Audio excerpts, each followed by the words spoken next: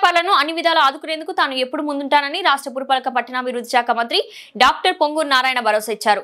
నెల్లూరు సంతపేటలో ఇటీవల అగ్నికి ఆహుతి అయిన పాత దుస్తులు మార్కెట్ ను టీడీపీ శ్రేణులతో కలిసి మంత్రి నారాయణ పరిశీలించారు. వ్యాపారస్తులతో మాట్లాడారు. ఏ కష్టం వచ్చినా తాను ఎప్పుడు అండగా ఉంటామంటూ వారికి భరోసా ఇచ్చారు. అనంతరం మార్కెట్ సముదాయంలో అగ్నికి ఆహుతి అయిన దుకాణాలను తన సొంత నిధులతో మరమ్మతులు చేయిస్తున్న తీరును పరిశీలించారు. టీడీపీ శ్రేణులకు వ్యాపారులకు పలు సూచనలు చేశారు. సర్వం కోల్పోయి ఇబ్బందులు పడుతున్న తమను అన్ని విధాలా ఆదుకుంటున్న మంత్రి నారాయణకు వ్యాపారస్తులు ప్రత్యేక ధన్యవాదాలు తెలియజేశారు.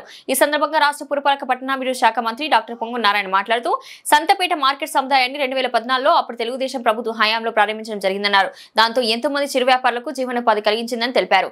అయితే దురదృష్టవశాత్తు ఇటీవల షాపులో అగ్నికి ఆహుతి కావడం బాధాకరమన్నారు. విషయం తనకు తెలిసిన వెంటనే అధికారులను టీడీపీ అలర్ట్ చేసి సహాయక చర్యలు చేపట్టినట్లు తెలిపారు.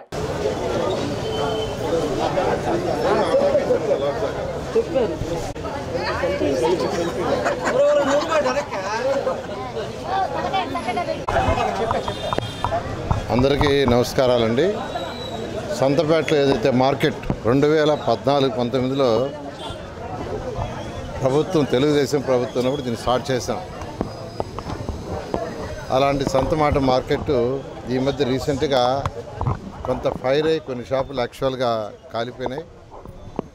దాని మీద ఇమీడియట్గా నాకు ఇక్కడున్న నాయకులు, లోకల్ నాయకులు, అటు కపిరి సీనయ్య గారు, అదేవిధంగా రేవతి యాక్చువల్గా నాకు ఫోన్ చేయటం, మిగతా నాయకులు కూడా కొందరు సోషల్ మీడియా ద్వారా నాకు తెలియజేశారు.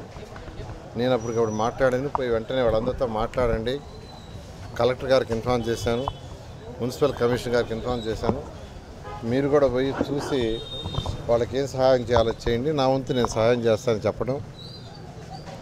వెంటనే వాళ్ళు పోయారు. మొన్న ఈ మధ్య నేను ఇచ్చినప్పుడు యాక్చువల్గా వాళ్ళందరూ ఇలా కాలిపోయినేస్తారు ఇమీడియట్గా చేయమంటే అవన్నీ ఇమీడియట్గా చేసేట్టుగా శనివారం సాయంకాలం లోపల పూర్తి చేసి వాళ్ళు మండే నుంచి ఇక్కడ చేసుకోవాలని చెప్పాను.